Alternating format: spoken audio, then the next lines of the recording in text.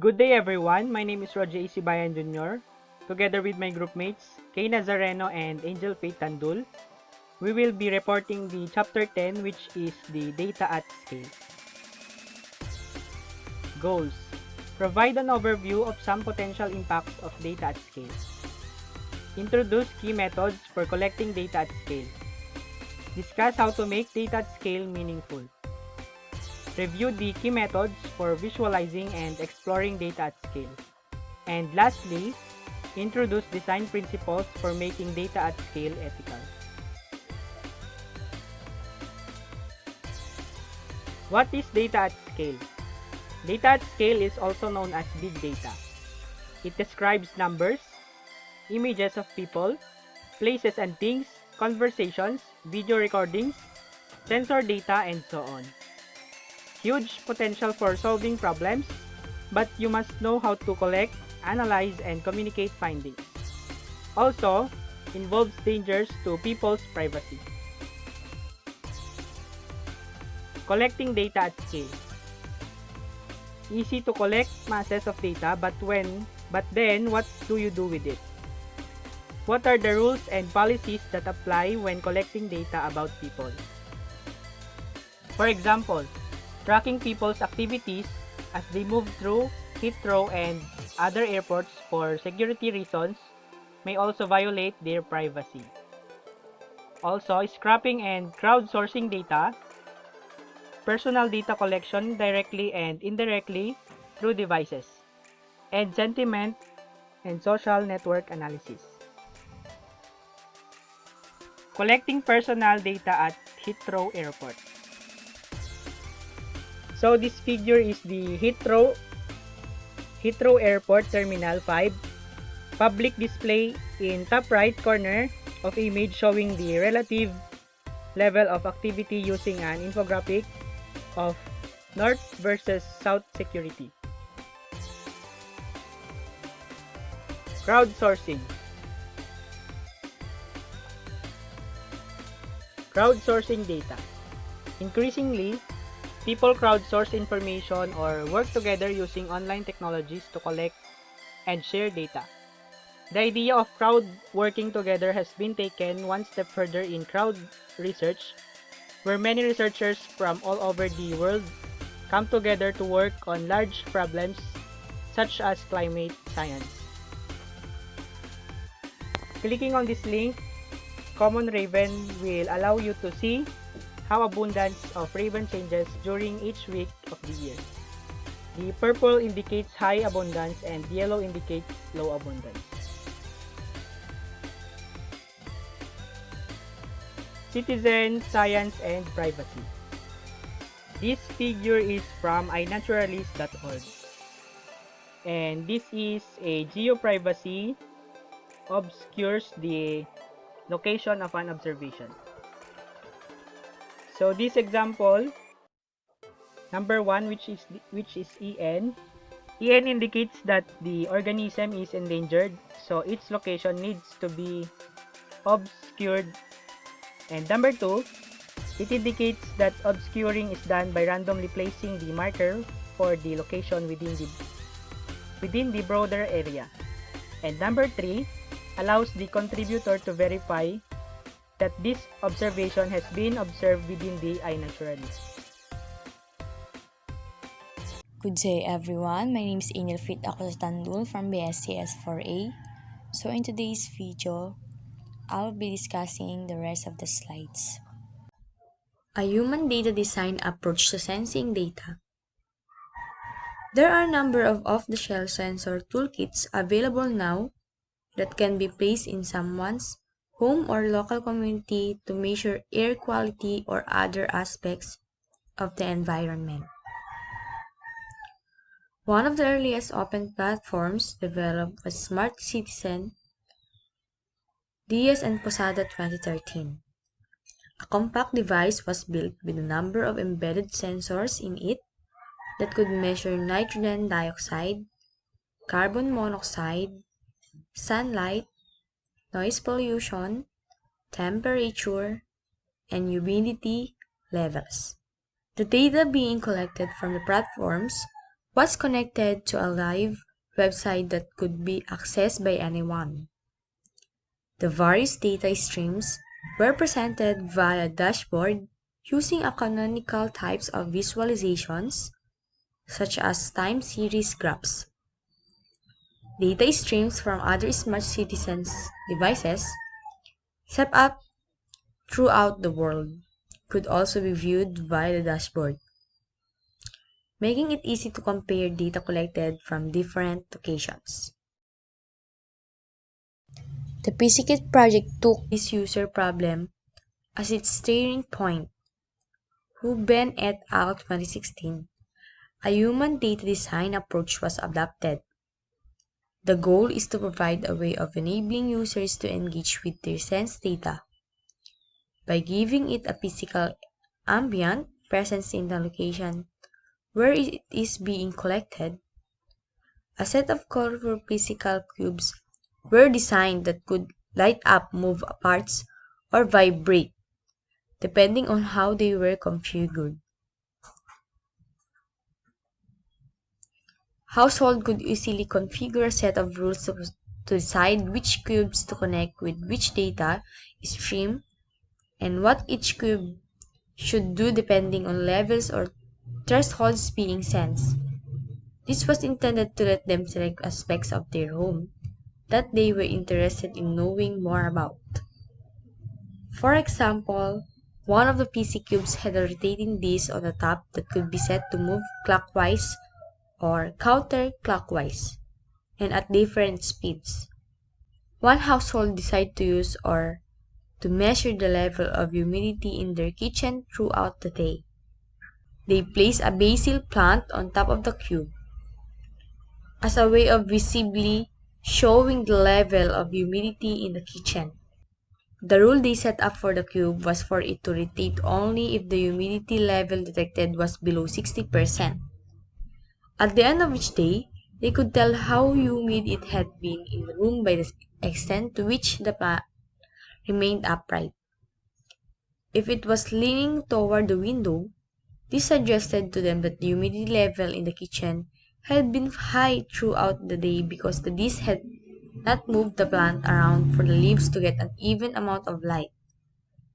The household had in effect created a naturally growing physical visualization that held historical data. Social network analysis. U.S. Senators voting relationship in 1989 at the top, in 1997 at the middle, and 2013 at the bottom. So red represents Republicans and blue represents Democrats. So here is the student's activity. This is the student's behavioral measures over the course of a term. The top figure shows the students start the term by having long social conversations. This begins to tail off as a midterm approaches. Students resort to having fewer and shorter conversations. After the deadlines are met, students switch back to having many more and longer conversations. The bottom figure shows students started out all upbeat, having returned from vacation feeling good about themselves. They appear relaxed, high mood level, and are active, going to the gym a lot. These attributes all starts going downhill as the term comes to an end, presumably as the stress levels rise because of looming deadlines. Visualizing and exploring data, a simplified path for data to be meaningful. Visualizing and exploring data, a simplified path for data to be meaningful. Every day, people interact with different kinds of visualizations, including road signs, maps, medical images, mathematical abstractions, table of figures, schematic diagrams, graphs, scatter plots, and many more. These representations are intended to help us make sense of the world we live in. But for them to be useful, they have to be presented in ways that are understandable for the people who use them. So here It shows a simplified path that is followed when data is meaningful. Starting with the analyzed data, which is represented in some way. The user perceives and interprets the data representation, taking into account the context of the data. The user is then able to understand and communicate what the data shows to others. Market maps of stocks. A market map of the S&P 500, which is financial index for stocks. Green indicates stocks that increase in value, and red indicates stocks that decrease in value that day. Visualization of different sounds including birds and insects. The blue horizontal band represents numerous consistent bell minor calls. The pink horizontal bands represent faint consistent chirps of crickets. The green vertical bands largely represents broad frequency, loud calls of eastern whipbirds. The green scale in the lower right represents 10 minutes of consistent calling by boobox owls. The inconstant capture of acoustic energy can indicate microphone failure, which could be caused by heavy rain. The consistent, loud background noise seen was identified as rain by listening to audio. So these are the visualization of different sounds, including birds, owls, and insects from the three areas of Australia, so they can be interpreted and compared. So that's all. Thank you. My name is Angel Fit. Ako sa Tandul from BSCS 4A. Thank you so much and God bless. Good day, everyone. I am Kaye Nazareno, and I am going to discuss the rest of the slides. So, dashboard showing changes in sale information. The dashboard is an interactive panel of control widgets that contains sliders, check boxes, radio buttons, and coordinated multiple window displays of different kind of graphical representations such as the bar line graphs and heat maps, the tree maps, infographics, word clouds, scatter plots, and other kinds of visualizations. Okay, let's move on to the next slide, which is the interactive graphic using D3.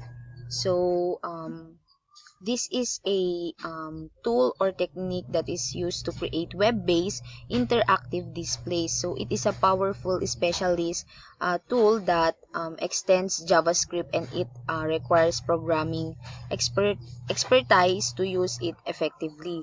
So it is used by journalists to create displays that appear in traditional news prints, and you can also interact with it online. So, exemplar dashboards. So, Sakiraya also advocate ways of supporting users by telling stories that can help illustrate the context that the data visualization represent. So, they point out the challenges that users encounter when interacting with visualizations, such as enabling them to have more control over how they configure and use dashboards. So, a further challenge involves finding ways to support using in developing data and visual and analytic literacy. So they also point out that there is a new opportunity for UX designers that involves finding ways to support users in making choices about which data and representations to use in different contexts. Okay, so let's move on to the next slide, which is the weather data. So as you can see, there is a two picture here in the slide, which is the first one is the actual weather data, and the second one is the wonder map of data from the same area at the same time. Okay, so the first picture contains representations that are fairly standard for verifying weather information. So the green ring rows, this one, the green ring shows the maximum and minimum temperatures for now and what it feels like. And a diagram of sun indicates that it's a sunny day with some clouds even though it is quite cold. So it is also easy to see the wind in from the south, and presumably the circle represents a compass, and the pointed wedge indicates the wind direction. Okay, so the next picture provides similar data, but it is harder to get an overview of weather in the Washington D.C. area. So it was conventional meteorological symbols to show temperature and wind. And also it is easier to see local effects but harder to get an overview of weather of the entire area. So two different visualizations of bath call data. So in this in introduction to the introduction to this chapter, they mentioned how masses of data are now regularly being collected from people for a variety of reasons, including improving public services, reducing congestion, and enhancing security measures. So it is usually anonymized and sometimes aggregated to make it publicly available, for example showing the energy consumption data for a given space such as a floor of a building. Graphical display of average daily energy consumption for a building. So the idea of this is to provide feedback on energy consumption in the building to increase awareness among the inhabitants to encourage them to reduce their energy consumptions. So DeepCam's face tracking software. So shoplifting cost U.S. retailers $44 billion in 2014. So to help combat shoplifting, DeepCam developed an intelligence system that passively monitors people coming into a store by a CCTV video footage that identifies potential suspects. Okay, data ethics principles. First is fairness, accountability, transparency, explainability. The goal of the faith is to make decisions made by computer systems just and fair. Lastly, this is the summary of the discussion. This chapter discusses how data and skill is collected, analyzed, and communicated. The data can be qualitative or qualitative. It comes from different sources, for example, sensors, social media, documents, and facial recognition data. Privacy is a big concern because data from different sources be brought together to reveal patterns of behavior. So the faith frameworks suggest ethical principles to guide UX design: fairness, accountability, transparency, and explainability. Thank you guys for listening. Have a great day.